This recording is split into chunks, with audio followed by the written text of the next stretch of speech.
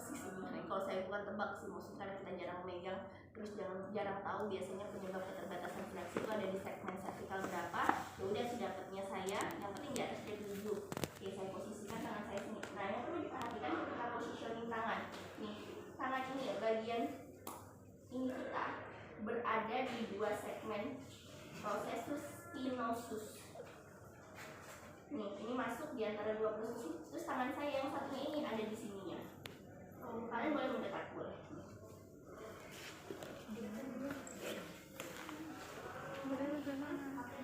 Boleh kalian mendekat nih, lihat ini.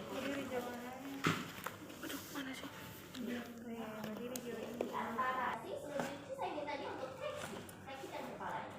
Oke, dan saya mengikuti. Ketika yang dirasakan pasien adalah, aduh sakitnya nggak berubah, tetap sakit, berarti saya salah segmen. Bisa saya maksimalkan, saya naikkan ke atas. Oke, yuk turunkan ke bawah. Atau ternyata masih sakit mbak, maka saya turun naikkan lagi ke atasnya, mungkin paling bagian lebih atasnya. Oke, tambahkan. Iya, kita nyari, nyari karena kita nggak tahu secara spesifikasi. Mungkin kalau dia bawa fotometer, kita bisa melihat ada permasalahan perbedaan itu, bisa lah kita bisa ini langsung. Kalau enggak ya itu. Nah, dan ini pun nanti dia ada kayak overstretch daripada pasien, jadi kita minta kerjasama dengan pasien untuk dia nambahin fleksinya. Jadi oke, relax dulu, kembali ke neutral position. Nih, ini posisi neutral position. Oke, terus saya dorong, terus habis itu yuk kan, oke, saya mengikut. Dibantu sama tangan pasien? Iya, tangan pasien yang membantu, karena tangan fisioterapis nggak memungkinkan. Intinya, kalau pasien bilang, oh iya nambah, berarti berhasil lah, sakitnya berkurang. Oh iya, betul, itu enak ya udah tambah. Oke, itu untuk fleksi. Sedangkan kalau untuk ekstensi tinggal kebalikannya. Sama secara positioning seperti itu, saya posisikan tangan saya seperti ini, ya udah saya minta pasien untuk ekstensi. Jangan. Oke. Kita minta first pasien kamu dagunya didorong, kita mau ngomong contoh itu pasien seperti ini. Tangan saya nggak bisa ngelakuinnya karena tangan saya harusnya membantu ini untuk mendorong ke belakang. Dagunya mbak didorong mbak, pakai tangannya mbak biar bisa. Tekan gitu. Kayak gini, sebenarnya kalian akan bertemu yang paling terlihat nyata antara fleksi dan ekstensi adalah waktu di ekstensi. Jadi kalau kalian tahu pada saat gerakan ekstensi, proses spinosus itu dia harusnya masuk ke dalam, mendalam. Tapi pada kasus di mana seseorang tidak bisa ekstensi, bisa jadi proses spinosusnya itu tidak masuk ke dalam, akhirnya menghambat gerakan daripada ekstensi. Nah, fisioterapi berperan membantu untuk mendorong si prosesus sehingga didapatkan peningkatan ekstensi. Gitu. Karena tapi kalau untuk keterbatasan fleksi juga hitungannya terkategori jarang kalau fleksi itu dibandingkan ekstensi. Karena kenapa fleksi itu jarang? Karena gerakan fleksi itu mendominasi dibandingkan ekstensi. Nah, tadi untuk fleksi dan ekstensi. Sekarang kita bermain untuk rotasi ke kanan dan lateral fleksi. Kalau yang tadi fleksi ekstensi main di prosesus spinosus, tapi kalau yang untuk rotasi kita bukan main di prosesus spinosus, kita bermain di transversusnya, di sisi latar sampingnya.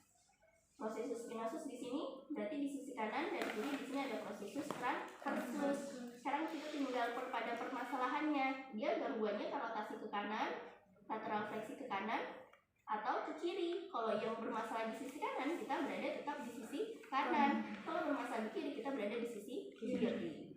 Itu yang harus dilakukan. Sudah, sekarang saya cari dulu, agak ngeluk sedikit. Oke, ini cek tubuhnya. Saya sebelah sini, oke. Tegakkan kepala, oke. Sudah, habis itu saya tekan lagi. Yuk, sekarang berputar rotasi. Nah, ini yang perlu diperhatikan adalah seperti ini. Kan kita tujuannya adalah meningkatkan LGS. Ketika kita melakukan ini penekanan, terus pasien yuk muter kepalanya. Nah, jangan sampai tangan kita ini menghambat gerakan pasien. Jangan mentang-mentang karena kita memobilisasikan dengan penekanan. Terus habis itu yuk menghambat, jangan seperti itu. Tapi kita mengikuti pergerakan. Yuk, saya tekan, yuk berputar. Oke, set.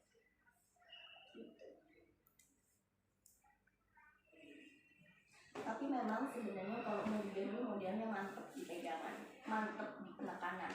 Untuk ngedapetin mantep di penekanan, kalau kita nggak punya power yang kuat daripada jari-jari kita, memang kita kalah. Jadi kebayang aja juga sih segmen tulang-tulang yang kecil dengan power kita yang lemah, suruh neken daripada tulang itu, memang sebenarnya mobilisasi pergerakan itu sangat kecil. Tapi kalau nggak ada kekuatan kita nggak nyampe di titik itu. Mau nggak mau memang fisioterapis yang apik itu punya kekuatan power dari setiap tangannya. Itu contohnya. Sedangkan untuk lateral fleksi sama aja, nanti kamu ini ya, lateral fleksi sama aja secara positioning di sisi prosesus transversus di sisi samping, terus habis itu lateral fleksi. Oke, sip. Gitu. Tambahan force kamu tarik dengan tangan kamu salah. Yes. Jadi kita menginstruksikan kepada pasien. Terus berikutnya lagi. Dan bermainnya. Nanti habis itu kita ngajarin ke pasien untuk gimana kalau dia jadiin kayak gini handuk itu pakai untuk home program pasien. Karena gini, bukan berarti pasien sudah berhasil ada peningkatan LGS maka selesailah program terapinya, no. Kebanyakan kita banyak bukan salah persepsi. Gimana Pak, berhasil kok Pak, sekarang udah bisa nunduk Pak, sekarang udah bisa ekstensi? Berhasil, bukan berarti sudah sembuh total ya. Tidak, kebayang nih vertebra lama, dalam durasi yang lama ada permasalahan position, tidak pernah dimobilisasi, selanjutnya sekali mobilisasi berhasil, besoknya sudah finish, no. Tetap ada waktu dia untuk bisa kembali ke posisinya. Jadi itu dijadikan home program kepada pasien. Itu gampang kalau kemudian. Sekarang masuk yang ke snap. Kalau yang snap adalah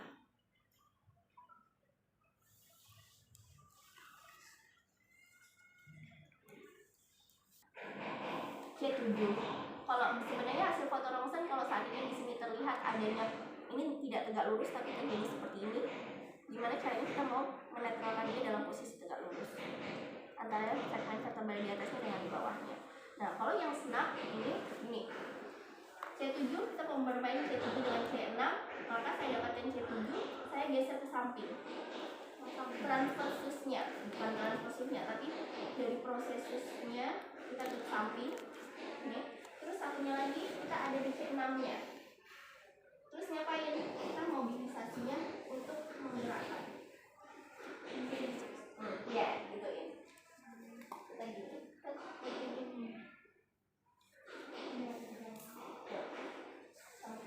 Kebayang nih kalau dua-duanya adalah di C7-nya, nggak mungkin bisa bergerak lah.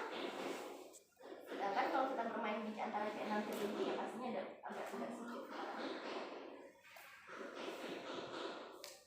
Normalnya pasien nggak akan bilang sakit.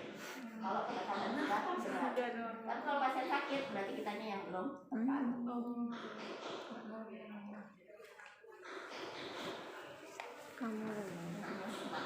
Jadi home programnya pasien. Kalau first traction adalah nih, tangannya pasien gini, boleh lihat ke saya.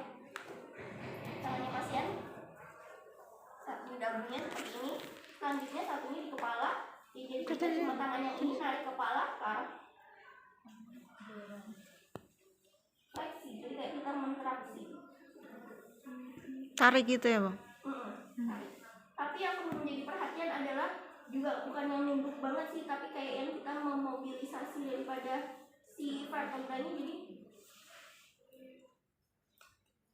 sampai didapatkan adanya rasa tarikan pergerakan. Nah, positioning daripada pasien juga harus tepat. Kalau ini nggak tepat, juga pasiennya nggak boleh seperti ini. Jadi bagaimana pasien itu dalam posisi tegak lurus. Itu first traction. Tapi kalau nggak tepat juga sih ada posisi positifnya sih, yaitu adanya stretching daripada otot-otot dorsal neck. Lagi tekniknya namanya NAP, Natural Apophyseal Glide. Ini ada yang sentral dan ada yang unilateral. Maknanya sentral itu tepat di atas prosesus spinosus, kalau unilateral itu di sisi samping. Unilateral sisi kanan maupun sisi kiri itu bisa. Nah, kalau yang ini bagaimana? Sama, tujuan kita adalah untuk memobilisasi daripada persendiannya. Apakah mau dari prosesus spinosus kita giniin atau daripada prosesus transversus kita giniin. Nah kalau ini seperti apa? Kalau enggak. Nah kalau ini positioning daripada pasien adalah seperti ini. Jadi pasien itu kita buat relax dengan posisi seperti ini. Santai aja, santai. Nah ini yang perlu diperhatikan. Nih, saya memainnya ini di segmen berapa? Nah ini saya cari segmen berapa. Nah ini tepat di prosesus spinosusnya, clicking saya. Clicking saya, proses minus. Terus habis ini tenarnya saya ini yang relax ya. Saya tekan dimain-mainin. Sebenarnya bukan dimainin, sebenarnya hitungannya yang benar itu ada tahanan. Saya dorong. Tuh 2, 3, 4, 5, 6, 7 relax. Saya dorong lagi. Tuh 2, 3, 4, 5, 6, 7 relax.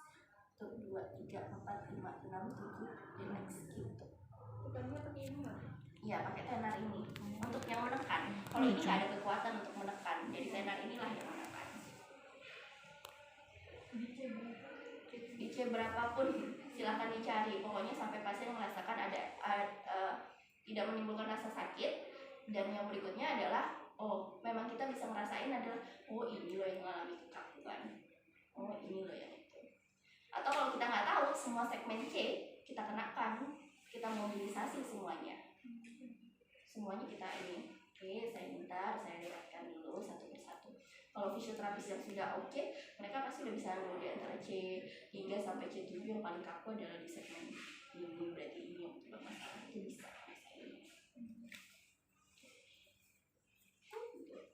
Kalau saya di awal untuk mencari adalah saya mungkin ada pengulangan seperti ini. Sama ya. Di mana ya? Cari dulu. Ini yang paling kaku ya. Udah saya dorong. Gitu. Tapi saya bukan pelatih mulligan, jadi ya saya jarang. Saya bukan bermain dengan mulligan. Terus berikutnya lagi ada yang satu lagi. Kalau yang unilateral cuma tinggal pindah posisi. Kalau tadi tepat di atas prosesus spinosus, kalau yang unilateral saya pindah posisi sampingnya sini. Sudah, terus dorong.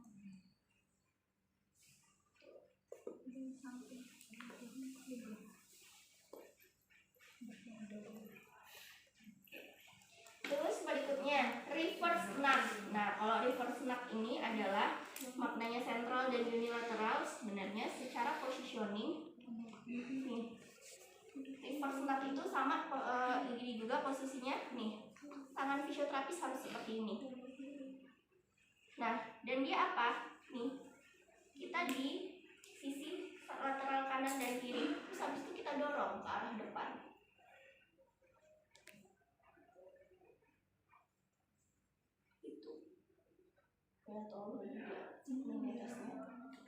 Jempolnya dorong ke arah depan.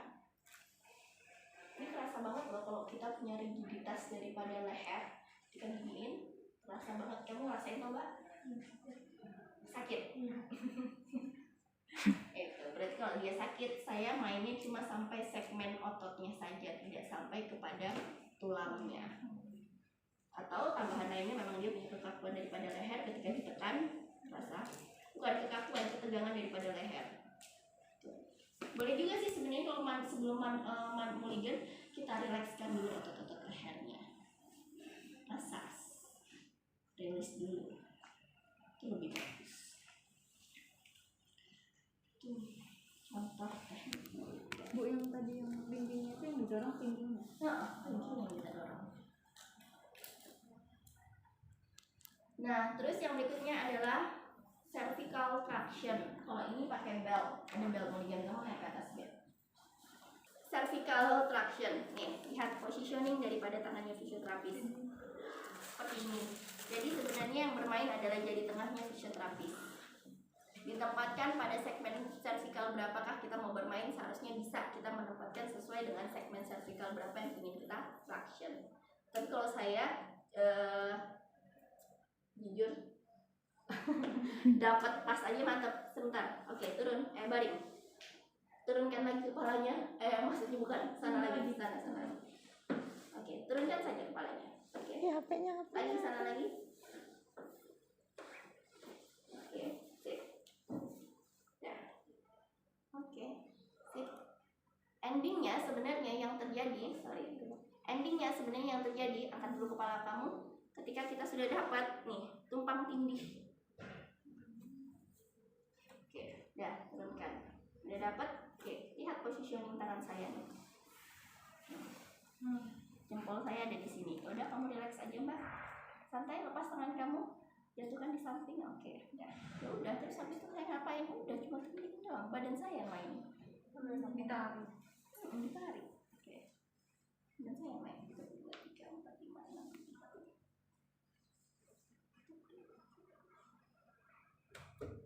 Kamu coba. 2, 3, 4, 5, 6, 7. Terus teknik lainnya ada lagi sih. Kalau nggak ada bel, kita mainnya yang di sini. Pernah lihat yang di sini? Nih, tangan saya seperti ini, turunkan. Nih, udah, yuk relax. Nih, tegak lurus seperti ini. Terus habis ini juga traction. Bu, kalau sampai bunyi yang ngeluarin gelembung itu gimana? Bagus. Kalau keluarin bunyi itu bagus. Itu kalau sebenarnya sampai bunyi bukan maknanya adalah mobilisasi vertebra juga sih. Bagus aja, bukan suatu masalah. Itu tekniknya berbeda. Itu istilahnya adalah chiropraktik. Kalau chiropraktik itu bermain dengan bunyi-bunyian. Jadi sebenarnya bunyi-bunyian seperti ini juga sebenarnya bermain mobilisasi daripada persendian, tapi mereka itu sampai menimbulkan bunyi. Setelah itu efeknya nyaman dan itu makanya berhasil. Ini nggak ada handuk. Ada. Bukan tepat pada proses spinosus, tapi kita tergantung adanya permasalahan di armnya yang mana, arm sisi kanan maupun sisi kiri. Berarti kita bermainnya di unilateral, di sisi samping. Ya udah, ternyata pasien itu ada keterbatasan gerak ke arah shoulder abduction. Ya udah, nanti kita minta pasien untuk sambil bisa mengangkat shoulder abduction seperti ini. Terus kita nih, oke, tangannya fisioterapis nih seperti ini. Tidak seperti ini, tapi dia bermainnya seperti ini. Mobilisasi segmen vertebranya. Oke, sorry, yuk angkat. Lagi tinggi lagi. Oke, turunkan. Sorry, wait. Angkat lagi. Turunkan. Angkat. Turunkan. Angkat.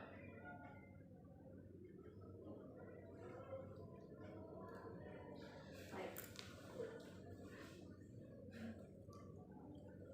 Nafas berapakah yang menggerakkan daripada shoulder ke arah abduction sama yang kedua horizontal ke arah extension, itu harus kita cari di segmen berapakah dia keluarnya. Nah, harusnya kita penempatan daripada tangan kita itu di area segmen vertebra tersebut. Karena bisa jadi kenapa pasien ada keterbatasan gerak ke arah abduksi, ada keterbatasan gerak ke arah shoulder abduction, bisa jadi ada penekanan nerve di area tersebut. Makanya dia menurunkan kekuatan daripada shoulder abduction. Tuh, jadi mainnya. Nah, kenapa juga posisi tangan saya seperti ini? Kenapa tidak seperti ini? Kebayang ya, kalau tangan saya seperti ini, kamu angkat tangannya, abduksi, tangan saya akan menghambat gerakan. Tapi kalau saya seperti ini tetap penekanan sebenarnya ini tidak bermain cuma satu jari, terus penekanan main jempol saya, ya angkat, ya. Nah, ini tidak menghambat gerakan, gitu sih cara pemaknaan. Kalau horizontal abduksi ya cuma tinggal arahnya aja seperti ini. Tinggal kita cari di. Pokoknya nanti kalian udah jadi fisioterapis pintar mencari kok kita. Akan terbiasa mencari kalau kita nggak tahu detail anatominya detail.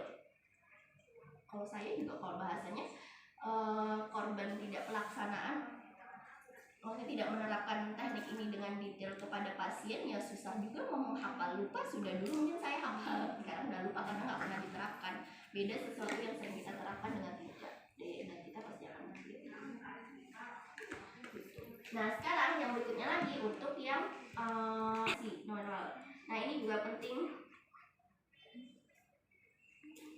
Kalau yang ini secara positioning tangannya pasien itu sama dengan positioningnya, tangannya fisioterapis itu positioningnya sama seperti tadi. Ini main di samping ini, terus habis itu kita harus tahu tuh segmen untuk ulnar keluar dari segmen vertebra berapa, radial segmen vertebra berapa, medial dari segmen vertebra berapa keluarnya. Nah, udah seperti itu saya tekan, terus habis itu combine, Mbak. Kamu dengan gerakan ulnar, kita ajarkan yang seperti ini. Sorry, ulnar gini. Kasih tahu Mbak gimana. Kamu nyatakan aja. Oke, salah. Oke, sama. Nanti kamu gini ya, latihannya. Oke, lurus pandangannya ke depan. Oke, saya ini di sini saya bermain mobilisasi. Yuk, gerakkan tangannya. Normal, bisa sampai seperti itu. Tapi mereka yang bermasalah, relax kan. Kembalikan netral kan lagi. Kembalikan netralnya itu sebenarnya cuma kamu gini. Nah, kamu gini aja. Nah, gitu. Sorry ya. Oke, yuk. Oke. Netral kan, kembalikan. Oke, ketika netral saya lepaskan penekanan yuk. Lagi. Nah, gitu. Begitu juga lah untuk yang radial. Gimana kalau radial? Radial gini. Set. Oke. Kalau yang medianus ini dulu medianus. Oke, terus ke belakang. Ini penting loh untuk kalian ketahui. Ini jadi program latihan. Oke, sudah. Jadi yang kayak gini, ini penting untuk kalian ketahui. Karena apa? Sebenarnya sebelum saya mengenal teknik Mulligan, saya taunya kalau ada pasien datang dengan keluhan defisit neurologis yang seperti itu, saya cuma ngajarin ya udah. Rasa kok kelingking kamu. Nanti juga ada yang macam-macam nih, kalau yang ulnar juga bisa kombinasi dengan ini. Latihan senamnya. Lupa pokoknya. Terus ini ulnar, ini untuk radial. Terus kalau yang tengadah, medial.